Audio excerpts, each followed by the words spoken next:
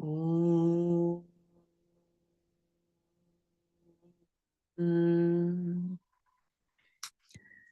Om.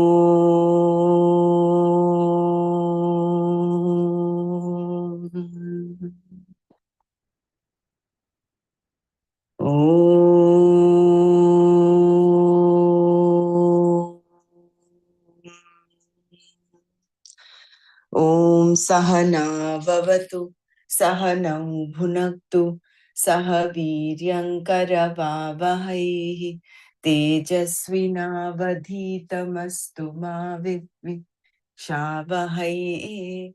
Om Shanti Shanti Shanti. Narayanam Namaskritya Naram Jaiva Narottamam Devim Saraswatim Vyasam Tato Jayamudirayet. Om Shri Krishna Paramatmane Namaha. Atha Panchamodhyayaha Karma Sannyasa Yogaha. Arjuna Vacha Sannyasam Karmanam Krishna Punaryogam Cha Shamsasi Yachreya Etayorekam Tanme Bruhi Sunishchitam. Shri Bhagavan Vacha Sannyasah Karma Yogascha Nishreyasakaravubhau Tayostu Karma Sannyasat Karma Yogo Vishishyate.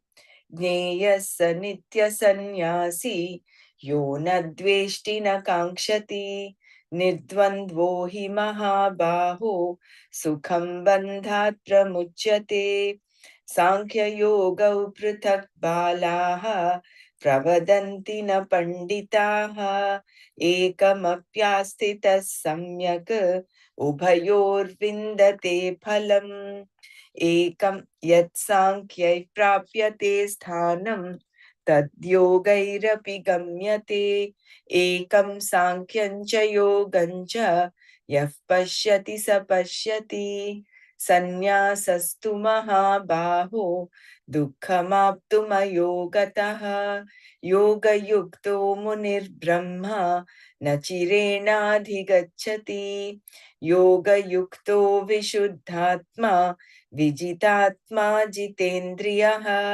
सर्वभूतात्मभूतात्मा कुर्वन्नपि न लिप्यते नैव किञ्चित् करोमीति युक्तो मन्येत तत्त्ववित् पश्यन् शृण्वन् स्पृशन् जिघ्रन् अश्नन् गच्छन् स्वपन् स्वशन् प्रलपन् विसृजन् गृह्णन् उन्मिषन् निमिषन्नपि इन्द्रियाणीन्द्रियार्थेषु वर्तन्त इति धारयन् ब्रह्मण्याधाय कर्माणि सङ्गं त्यक्त्वा करोति यः लिप्यते न स पापेन पद्मपत्रमिवाम्भसा कायेन मनसा बुद्ध्या केवलैरिन्द्रियैरपि योगिनः कर्म कुर्वन्ति सङ्गं त्यक्त्वात्मशुद्धये युक्तः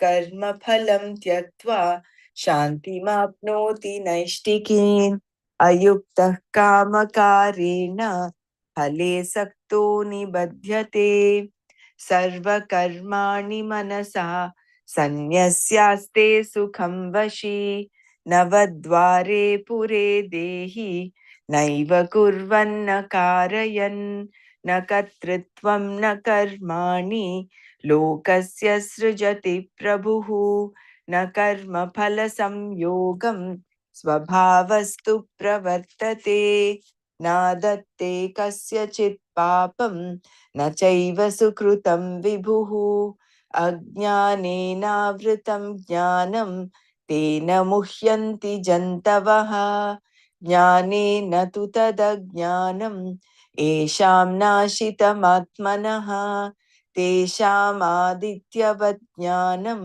प्रकाशयति तत्परं तद्बुद्धयस्तदात्मानः तन्निष्ठास्तत्परायणाः गच्छन्त्य पुनरावृत्तिं ज्ञाननिर्धूतकल्मषाः विद्याविनयसम्पन्ने ब्राह्मणे गविहस्तिनि शुनि चैव श्वपाके च पण्डिताः समदर्शिनः इहैव तैर्जितः सर्गो येषां साम्ये स्थितं मनः निर्दोषं हि समं ब्रह्म तस्मात् ब्रह्मणि ते स्थिताः न प्रहृष्येत् प्रियं प्राप्य नो द्विजेत् प्राप्य चाप्रियं स्थिरबुद्धिरसम्मूढः ब्रह्मविद् ब्रह्मणि स्थितः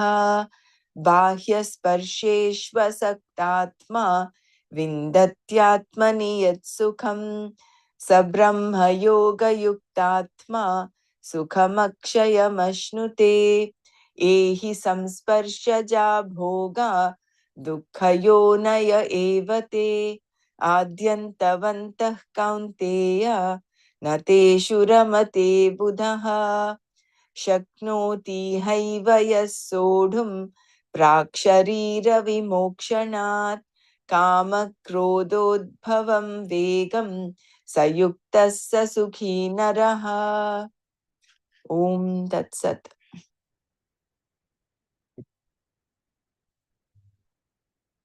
So I'll just read the meanings of the last 5 verses. One second.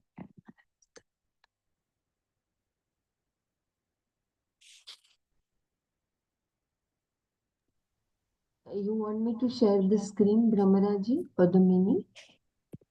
You can share the screen for this? Yeah. Yeah, okay.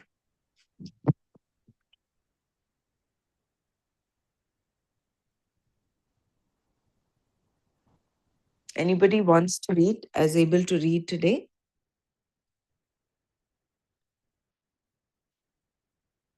Yeah, I can read. Okay. So you may want to start from the beginning if you wish to. Start from the beginning, that's fine. We'll recap what we've learned so far. So from the first verse onwards till I think 22nd. Yeah. 20. Okay. Yeah. Chapter 5 Karma Sannyasa Yoga. One second. Arjuna said, O Krishna, you praise renunciation of actions and also Karma Yoga. I'll read this again. O Krishna, you praise renunciation of actions and also Karma Yoga. Tell me definitely which one of these two is better. Yeah. Good. Sri Bhagavan said, both renunciation of action and performance of action as yoga lead to liberation.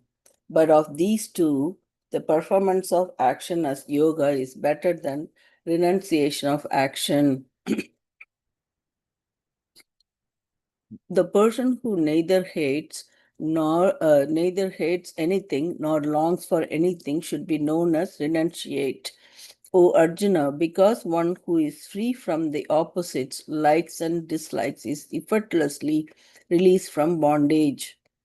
Children, those who do not know but not the wise, argue that knowledge and karma yoga are different. The person who follows even one of the two properly gains the result of both.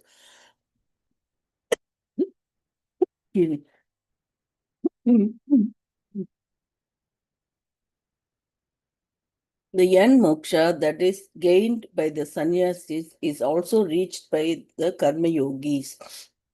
The one who sees knowledge and karma yoga as one, that person alone sees the truth. Renunciation of action, O Arjuna, is difficult to accomplish without karma yoga, whereas one who is capable of reasoning, who is committed to a life of karma yoga, gains Brahman quickly. The one whose mind is purified by being committed to a life of karma yoga, who has mastered the body and has the sense organs under control, and who knows oneself to be the self in all beings, such a person is not affected even while doing actions. So, verse number 8, 9. The one who is together, who knows the truth, thinks I do not do anything at all, even while seeing, hearing, touching, smelling, eating, walking, sleeping, breathing, talking, releasing, grasping, opening and closing the eyes. The person knowing full well that the organs are engaged in their objects.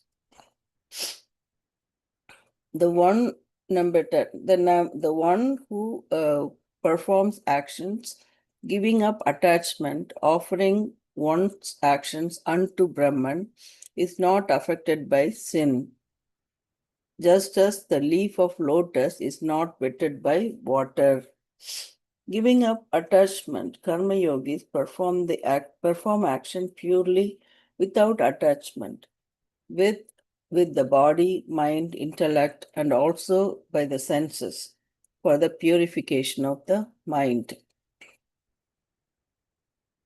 The one who is endowed with karma yoga, giving up the result of action, gains a composure born of a commitment to a life of karma yoga, whereas the one who is not committed to a life of karma yoga, led by desire, is bound, being attached to the result of action.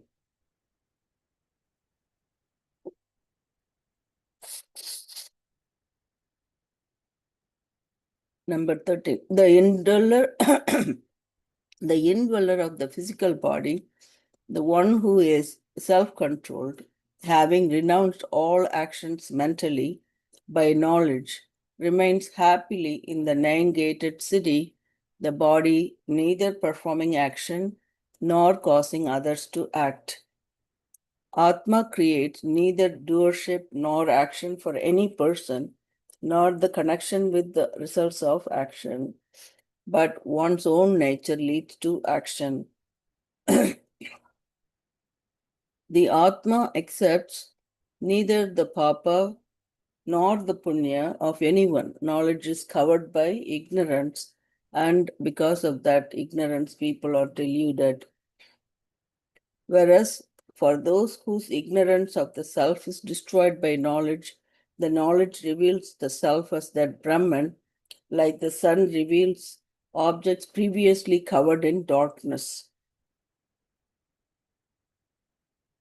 Those whose intellect is awake to that Brahman, for whom the self is that Brahman, who are committed only to that Brahman, for whom the ultimate end is that Brahman, which they have already accomplished, whose impurities have been destroyed by knowledge.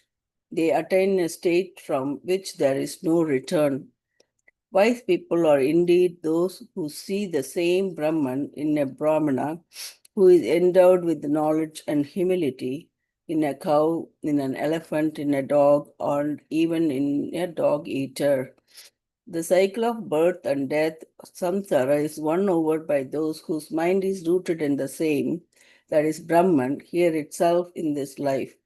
Since Brahman, that is free from any defect, is always the same, the wise people, abide in Brahman. The one who knows Brahman, who is established in Brahman, whose knowledge is firm and who is free from delusion, does not rejoice over gaining that which is desirable and does not resent gaining that which is undesirable. The one whose mind is not attached to the external sense objects that contact the sense organs gains that happiness, fullness, which is in oneself. One whose mind is endowed with the knowledge of Brahman gains that happiness that does not wax and wane. Because those enjoyments that are born of contact between the sense organs and desirable objects are the sources of pain alone, and having a beginning and an end, O son of Kunti, the wise person does not revel in them. So 23 is the one who is able to master the force born of anger and desire in here in this world before release from the body is a karma yogi. That person indeed is a happy, full person. Oh. So here we were doing this number 22, I think. The one who is able to master the force born of anger and desire here in this world before release from the body is a karma yogi. That person indeed is a happy, full person. So we'll go on to, you want me to read up to this 25 then? The one whose fulfillment is in oneself, the one who revels in oneself, the one whose mind is awake to oneself, that wise person alone whose self is Brahman gains freedom, which is Brahman. Sages whose impurities have been destroyed, whose doubts have been resolved, who have self-mastery and who are happily engaged in the good of all beings, gain liberation. So do you want me to share the chapter and read? Uh,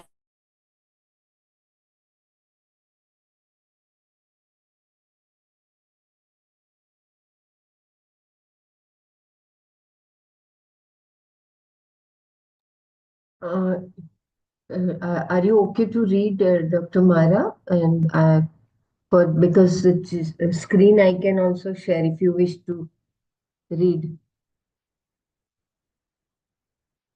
Or you want to share your own screen and read, Dr. No, Mara? I'll share myself. Thank you. Okay, thank you, Dr. Mara. Just a second.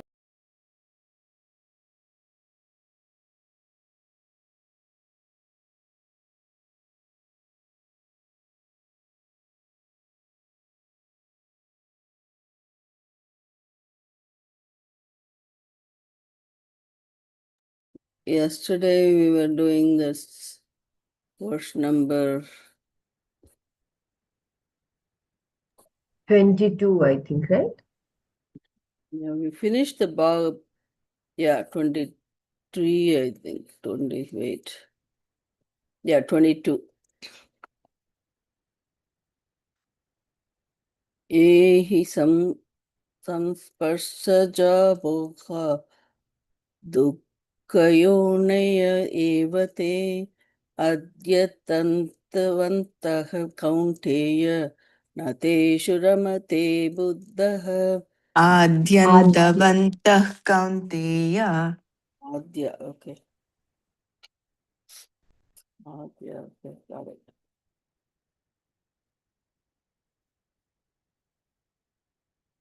Kaunteya, O son of Kunti, he, because, those which some sparsha jaha, some sparsha jaha, are born of contact between the sense organs and desirable objects.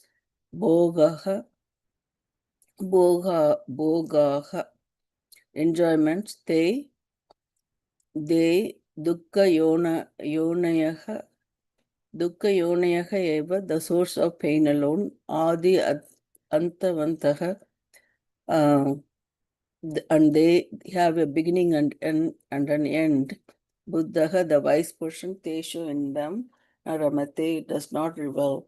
Kaunteya, some sparsajaha, mohaha te dukkha yonayaha eva, adi antavantaha, Buddhaha, teshu naramate.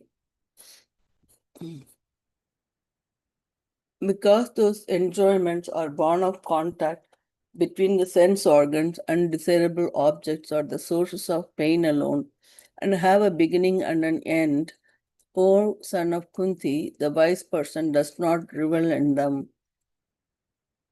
Both Bahya Sparseshu Asakta Atma and Brahma Yoga Yukta Atma of the previous verse are again commented upon here. The objects contacted by the sense organs are called samsparshas. Sparsha meaning contact, as we have seen, between the sense organs, indriyas, and the desirable object, ishtavishayas. So between the sense organs and the desirable object, there is a contact. Because of that contact, there is a shuka called bhoga here, meaning enjoyment, a pleasant experience. These pleasant experiences are born out of sensory contact with the desirable sense objects. Sparshajaha bhogaha. Krishna also says here that these enjoyments are the potential causes for sorrow. Dukkha yonayaha. Yoni means womb. Therefore, enjoyments or pleasant experience born of contact between the sense organs and desirable objects or the wombs are potential causes for dukkha. They are sources of sorrow.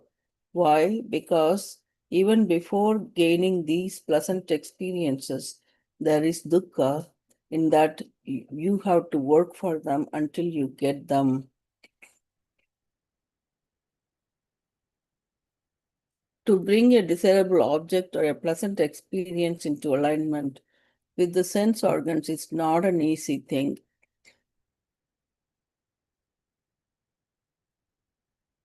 So I'll go back again this line. To bring a desirable object or a pleasant experience into alignment with the sense organ is not an easy thing. If you want to see an object that is away from you, you either have to take yourself to the object or bring the object to you. If it is a mountain, you have to go to the mountain. If it is something else, you may be able to bring it to yourself. Either way, you have to work for coming into contact with it. You either have to come in contact with the object or it has to come in contact with you. This contact has to take place, which itself implies a lot of effort on your part. And this is only the beginning. When the contact takes place, it must be proper. It must be desirable. The sight of your favorite dish may make you happy, but if when you put it on your tongue, it is too hot, there is a problem. The sight of it was one contact, which was desirable, and the contact the food made with your tongue was another, which was undesirable. Thus, to ensure that the contact is proper and desirable is not always easy.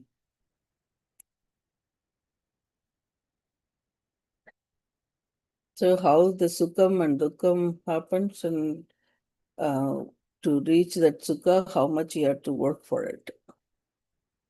And that causes the dukkha. Desirable experiences cannot last. So desirable experiences cannot last. How long the desirable contact can last is another problem. The process of experiencing an object itself may exhaust the object, and then you will miss the contact, or you yourself may become tired and therefore unable to continue the contact. The attitude or the mood to enjoy also goes away, and again you lose the contact.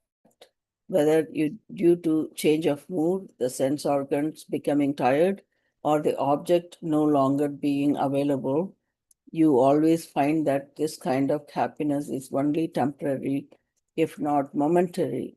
And when it goes, it leaves you high and dry. It leaves you unhappy.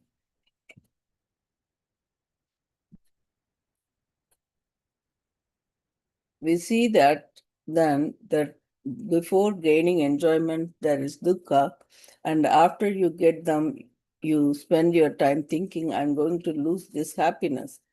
Finally, when they are over, there is more dukkha. Again, you have to work for them. All enjoyments are the sources of sorrow, dukkha yonis. because they have the beginning Adi and an end Anta. Thus, they are called Adi Antavantaha in this verse. Adi Antavantaha. A desirable contact is the beginning. The end is when the desirable contact is no longer available.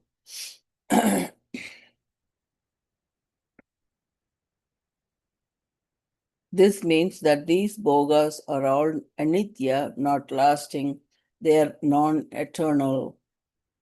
The person who understands the limited nature of such enjoyments is called Buddha.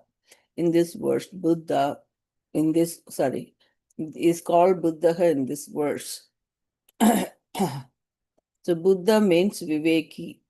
So, who is called Buddha? The person who understands the limited nature of such enjoyments is called Buddha. Buddha means Viveki. Thus, Buddha can be taken either to mean a discriminative person or a wise person. Okay, so you can either take him as a wise person or discriminative person as a Buddha. In his commentary on this verse, Shankara defines Buddha in the later sense, one who understands the real nature, the truth of oneself. Avagata Paramartha Tattvaha. So here, in this Shankara's interpretation for Buddha here is that Avagata Paramartha Tattva. Because a Viveki understands the limitations of ordinary happiness, because Viveki understands the limitations of ordinary happiness, he or she goes after the happiness that does not wane, Akshaya Sukha, which is why the person was called Bahya Spatseshu Asakta Atma, one who is not carried away by the mind's fancies for external objects. Because of the person's discrimination, he or she becomes Bahya Sparseshu Asakta Atma, enjoying a natural cheerfulness in this, enjoying a natural cheerfulness. This person, the Karma Yogi, goes about doing only what is to be done, not bound by anything. The Karma Yogi may enjoy certain objects, but he or she is not bothered by any of them. And this Karma Yogi, on becoming a Brahma Yoga Yukta Atma, one who is endowed with the knowledge of Atma as Brahman, gains happiness that does not wane. So here also the three different is given, like how normal person goes about Sukha Dukkha, and then the person who is Viveki, say Bhagya Sparsheshu Asaktatma, and then the person who is Karma Yoga. Giving oneself to one's desires. Giving oneself to one's desires. In his introduction to the next verse, Shankara points out that the desire or longing for enjoyments is opposed to too serious inquiry into oneself, an inquiry that requires certain maturity. A person who wants to understand Atma, Brahman, the ultimate, and who at the same time wants to go to discourse will have no time for such an inquiry. First, the mind of such a person has to be fixed up, but he or she will not have any time for that either. The person is acting out of the likes and dislikes in his or her mind and not dealing with them directly. Only when you begin to deal with your ragadveshas do you become an inquirer and a serious person, a seeker. You may have 100 problems, but as long as you are ready to deal with them, there is no real problem at all. So, You may have 100 problems. As long as you are ready to deal with them, there is no real problem at all. The person who deals with his or her problems already has a certain maturity, and the problems of such a person will resolve in time. But for the person who is given to the problems themselves, where is the chance for him or her to deal with them? Giving oneself to one's desire is the real problem. And as Shankara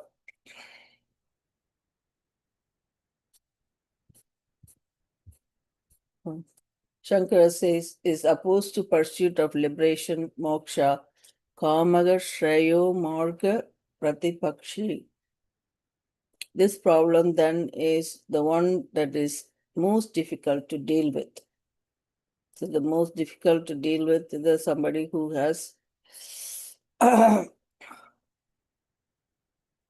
problems to themselves.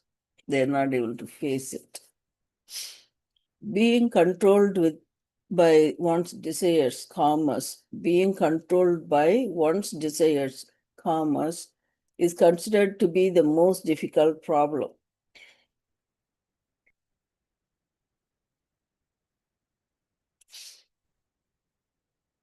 So somebody is controlled by their own desires is the most difficult problem.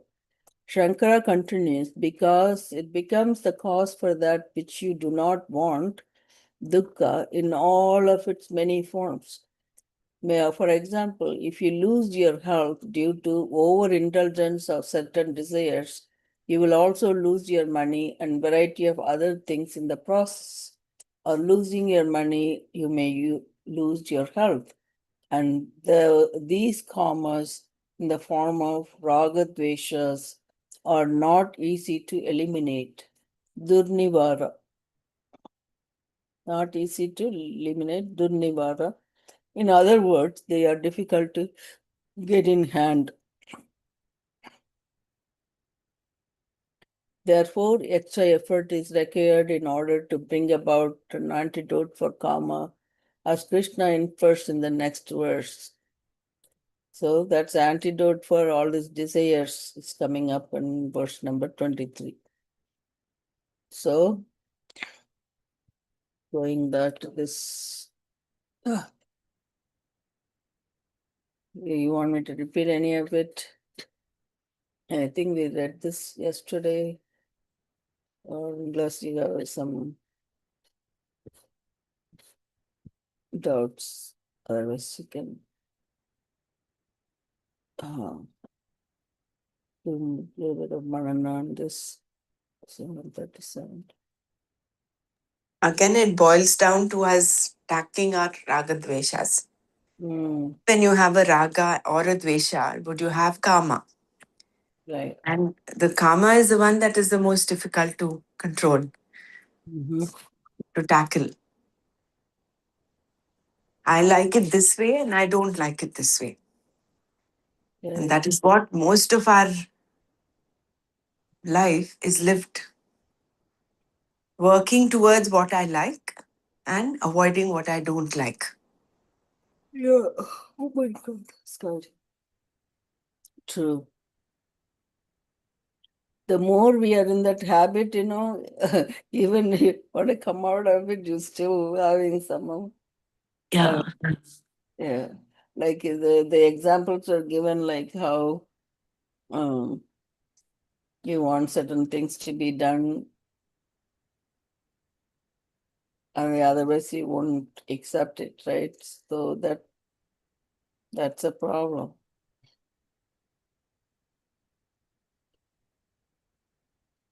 So this bottom line is again the desires, right? The desires, raga Yeah. dveshas. See, this is example of a stuck mind. Right. Whereas a mind which is free, Mm-hmm. it doesn't matter. That You may maturity. have, yeah, you may have preferences, no problem. Yeah. But you're not stuck. Right. So that's why they talk about that maturity of that mind. Right. So when the problem arises, like then you are able to handle it. Mm.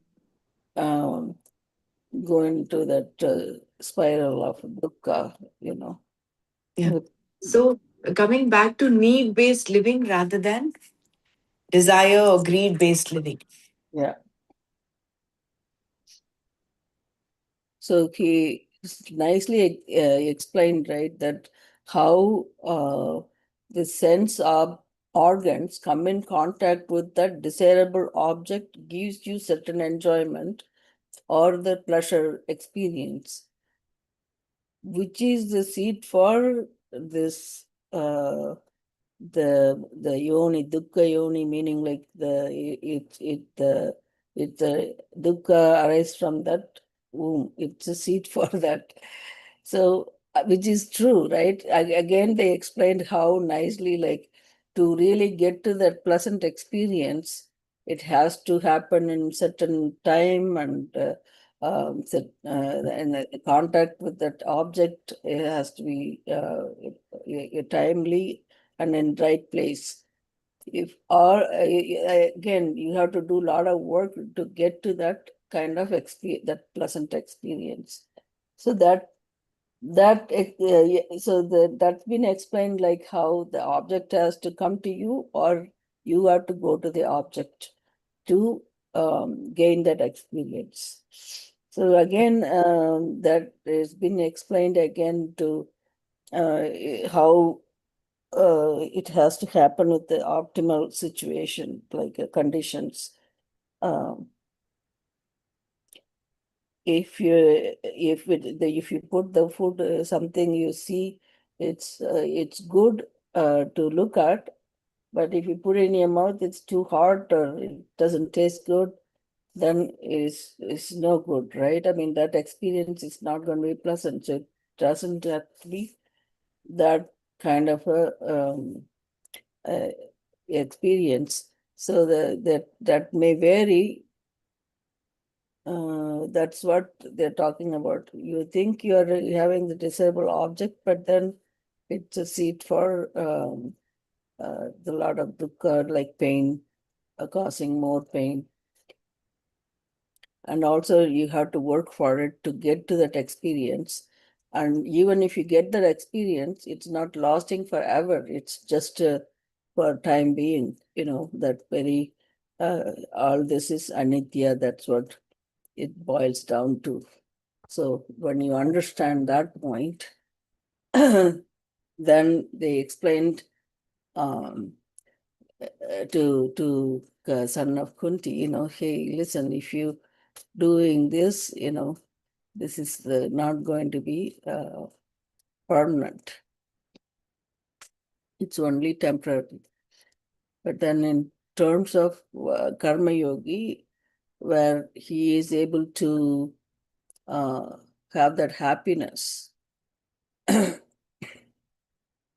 because um, have neutralizing his raga dveshas, and he's doing what is to be done.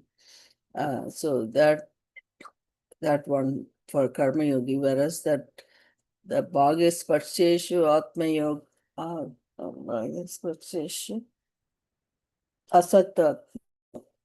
So for him, he is a wise person who really knows that he has a discriminative knowledge. So they used the word Buddha here for the Viveki, who has the discrimination of that what is good, what is right, not wrong, and all that stuff, right? In terms of the desirable object versus undesirable objects, things like that. He doesn't make him uh, elated versus neither elated nor resent when having this come in contact with these objects. So he himself full, complete. So he revolves in Brahman, and that's a full happiness for him. So somehow it's all been explained in even different format, who gets what and all that. And then in the next verse, it's going to show you how this antidote for this karma, right? So please share your thoughts. And I know I might have just jumbled here and there, trying to remember all the words. So the Very well explained, Dr. Mara. The example Swamiji had given previously also, right? That you want to go on beach and everything is desirable, but only that the surfing is not available and it takes you off the balance. mm, and You also are not able to enjoy what is available there. mm, true. Same like when we are in tension and when we are taking a nature walk, we Mm, will not be able to enjoy the twittering of the birds, chirping of the birds, and if it is night time, then twinkling stars, and we will be busy with our own pain and pleasure, yeah. both way opposites. Yeah. So that's why they explained, right? Your mind is not in the right mood, or you may be not in that all different kinds of stuff that we talked about. And again, it is a difficult one to eliminate. Also, that says the nivara. Where was I? Yeah, when you're walking, no real problem at all. Anything about it, right? Yeah, and our sense objects cannot give that Akshay Sukha, which is always there.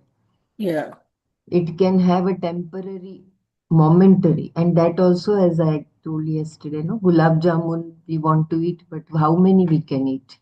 It right. has sense organs and sense objects, both have limitations. Yeah. Yeah, they explained it nicely, right? The mood, change of mood, or the sense organs becoming tired, or the objects no longer being available. So, all these things, the mind, the sense organ coming in contact with the object, if the object is no longer available and the sense organs get tired or mood or change, any of these combinations can happen, and then that kind of happiness is only uh, temporary. On top of that, it may not even happen. More dukkha. Yeah, the example of aloo bonda, when we make hot aloo bonda and you Mm, are so tempted to put them in the mouth, yeah, then it is so painful if it is not, the steam has not come out. right. Yeah, that happens. Like you want to go to a movie and you don't go on time or something, or all the seats get filled up pretty quick, and you don't get the desirable seat where you want to sit and watch. All kinds of stuff. Mm. Like it's a nice example, right, where you have to go to the mountain if you want the mountain, and like that, you know, you really have to go and get it if you're deciding the situations. So how much you have to work for it also been explained here. So this is a very important understanding for as part of viveka for a sadhak. Mm, So no amount of contact with the sense of organs with the sense objects is going to give you this unlimited sukha. In mm, fact, the whole journey is of dukkha. It is right. adi, anta, and madhya, all through. Like how China very beautifully gave the example of a person who is waiting to see his dear friend. So Mm, the wait itself is very painful because you're waiting to see. And once the friend comes, and friend or a relative, or it could be anyone. So the even the time that you spend, you are actually looking at the time that he or she will leave.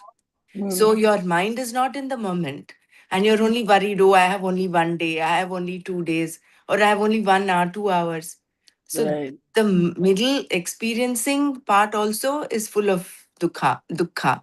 And then the end, of course, when the person leaves, that is also painful. So there is pain writ in the beginning, middle, as well as in the end of Mm. any contact of the sense organ with a sense object.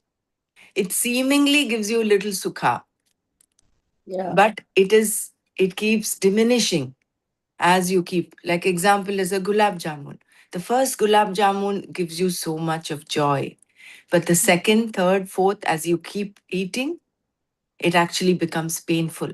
That reminded me, like, when we were talking about all this, how much preparation goes into the cooking, the way you want to taste the food. That's a lot of work, right? I mean, since like you go to the store and buy it and cook, clean all that and cooking to just have that one meal, it takes a lot of time and energy. So I mean that like that every other activity, you have to go and do it. It's not come to you. You have to go and get it, like kind of stuff. Especially with this sense objects and sense organs integration.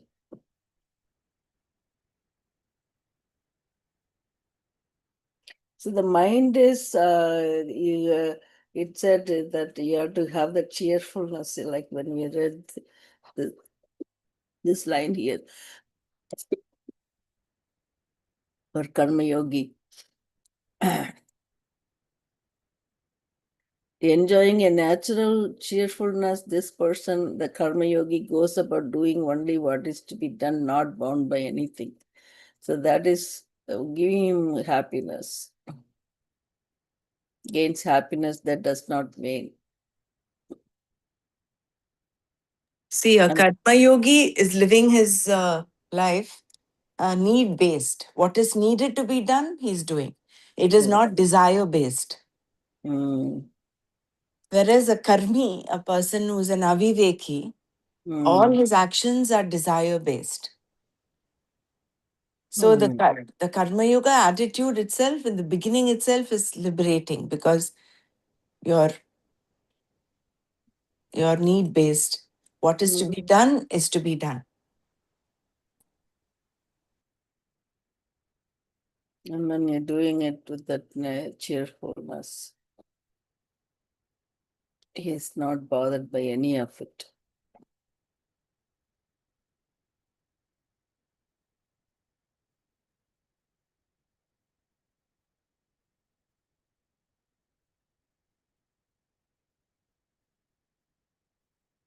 Mhm.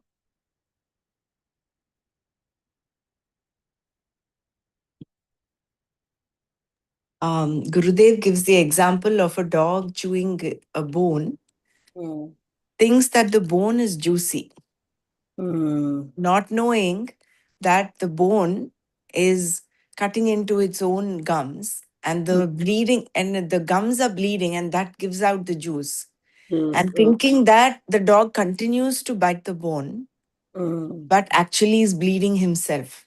Oh my God. Mm, Similarly, our going out towards the sense organs, sense objects, is mm, like that. Without our knowledge, without that viveka, you are just getting yourself entangled more and more in the samsara. mm, Whereas what is required is this understanding, this viveka, and then bahya sparsheshu asakta. That asakta buddhi starts coming in when we have this viveka. That every experience that is born out of the combination of the sense organ with sense object is limited. It is wrought with pain. So then from bahirmukha, you become antarmukha. Just like that tortoise, which is when pulls all the when yeah teeth. when it encounters danger, how it withdraws its limbs into its shell. Yeah. Viveka is the one that helps us withdraw our It gives us that dhamma. Mm. No, this is not what I want. This route is not what I want to go to. And withdraw yourself. Because every little bit of our effort that we put in um, towards this withdrawing ourselves will add on little by little, like a little drop, and become strong and solid. But every time we yield to the senses, Mm. we are becoming that much weaker. We're not empowering ourselves. On one side, when you exercise Dhamma, you are empowering yourself little by little. Oh, this last time I was able to say no. So this time also I'll be able to say no and go through it. Mm. Whereas when you give in, then you say, oh, doesn't matter, one more time, one more. And then you're not in a space of power. You're in a space of being a slave to your desires. So that one, the chapter 2, number 58 verse. Yada samparate chayam kurmani kurmaninganiva sarvashaha. कूर्मोऽङ्गानीव सर्वशः इन्द्रियाणीन्द्रियार्थेभ्यः तस्य प्रज्ञा प्रतिष्ठिता. Tasya prajna pradishtata. So, like when a person can withdraw his senses from their objects, just like the tortoise, its limbs on all sides, his wisdom is firmly set. Prajna pratishtata. Tita. Mm.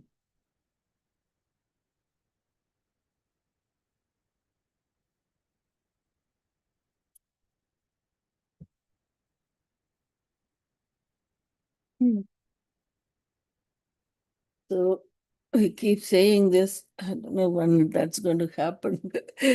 Little by little, like one day at a time, we have to take it and withdraw from this sense objects. Withdraw from the objects. Mm. We only have 4 minutes more. Please share when everyone participate, it'd be good.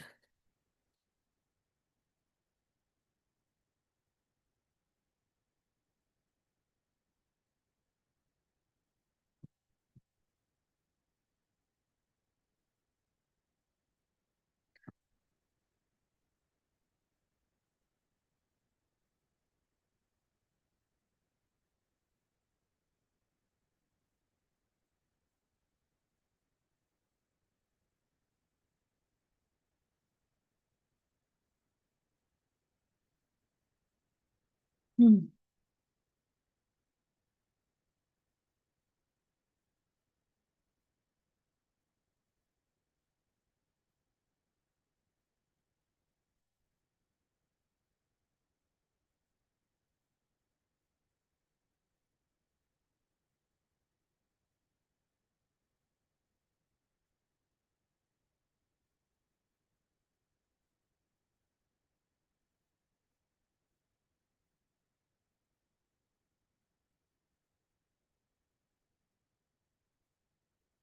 I just wish to add about in today's time, this use of mobile phone has Mm. made us so much bahirmukhi.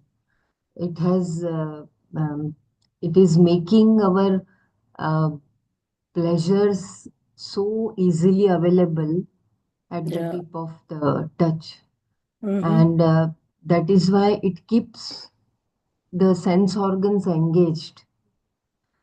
The mass media today.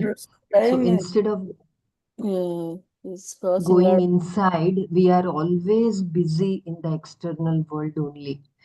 And as Brahmaraji always says, no, antarmukhi sada sukhi. That Mm. knowledge, it takes a lot of time to come.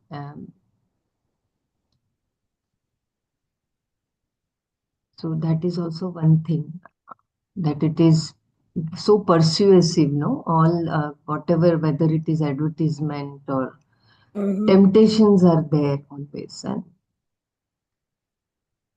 If you are not yoga yukta, then that will continue without realization.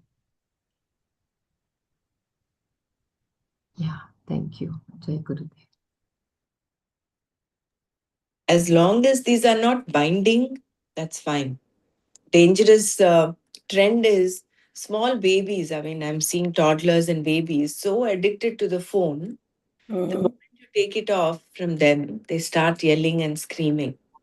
Right. And that is a Could we, dangerous trend. I mean, you think for a few minutes they can watch or something like that, but then even it's a child related like rhymes or songs, but then once they remove it, they start crying and it takes a little time to get them consoled and divert their. I never seen that come off. I mean, how they attach to the TV or the phone. It has to happen like that.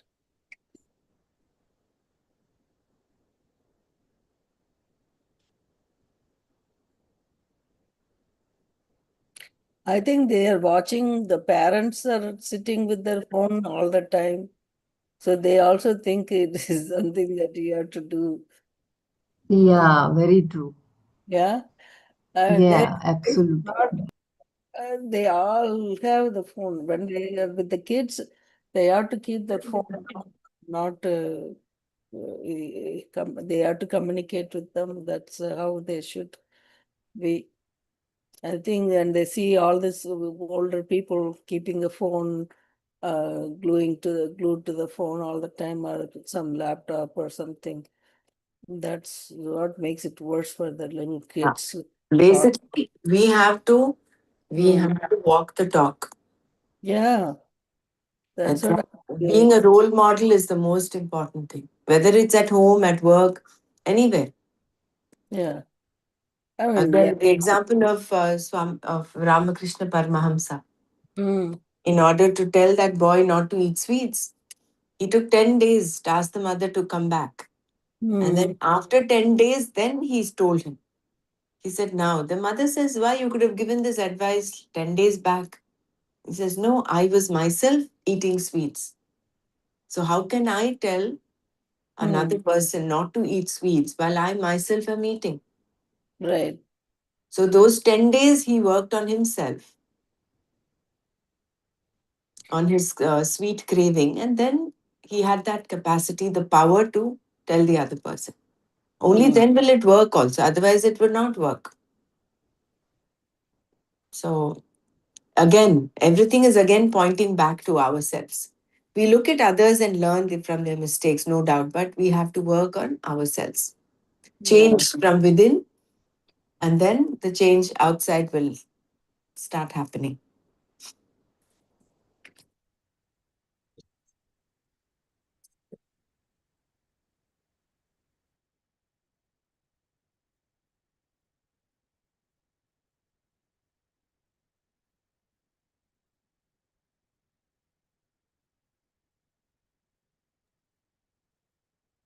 I think we can close today. Mm.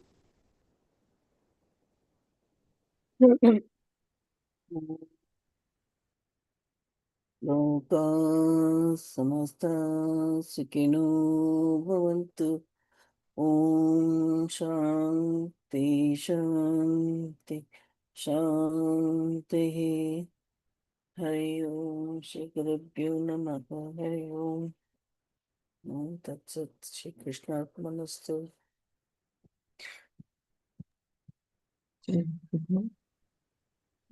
एकमेव द्वितीयं ये ब्रह्म निर्गुणं निश्चलं निर्विकारम् एकमेव द्वितीयं ये ब्रह्म अत्र वेदान्तमेव प्रमाणम् बोधक सद्गुरु तत्त्वनिष्ठः ईश्वरानुगृहीतेन वेद्यम् एकमेव द्वितीयं ये ब्रह्म ज्ञानगम्यं तुरीयं हृदस्थम् आत्मरूपं हि तत् येन ज्ञातम् सोऽध्वनः पारमाप्नोति सत्यम् एकमेव द्वितीयं ये ब्रह्म ब्रह्मज्ञस्य तु ब्रह्मैव सर्वम् नास्ति मोहो भयं नैव दुःखम् तस्य स्वानन्दमग्नं हि चित्तम् एकमेव द्वितीयं ये ब्रह्म निर्गुणं निश्चलं निर्विकारम् एकमेव द्वितीयं ये ब्रह्म एकमेव द्वितीयं ये ब्रह्म ब्रह्मैव सत्यम्